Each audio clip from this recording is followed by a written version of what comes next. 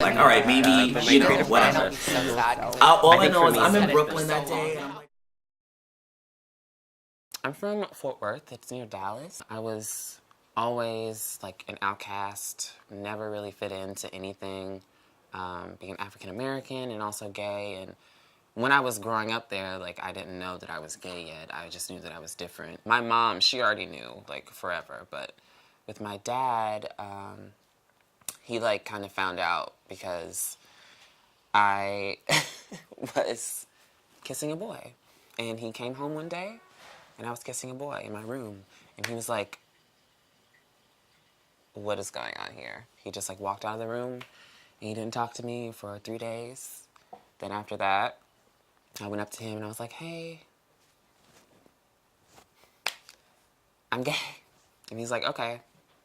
And he still didn't talk to me after that. It took him maybe like a month or two to actually like talk to me. In high school, that's when I kind of like opened up a little bit more, and that's when social media was starting to come out and like be like a big part of my everyday life. And I started to find my friends online. Like I didn't really need friends. I just did my own thing. Now it's crazy, all the people who were like not against me, but didn't really want to talk to me or give me any kind of light of day. Like now, they want to talk to me and like reach out to me. That's how it always goes. But it's just like, really? I went to Pride for the first time last year with Broad City. I was on their float. I was styled by Marc Jacobs, like super extra.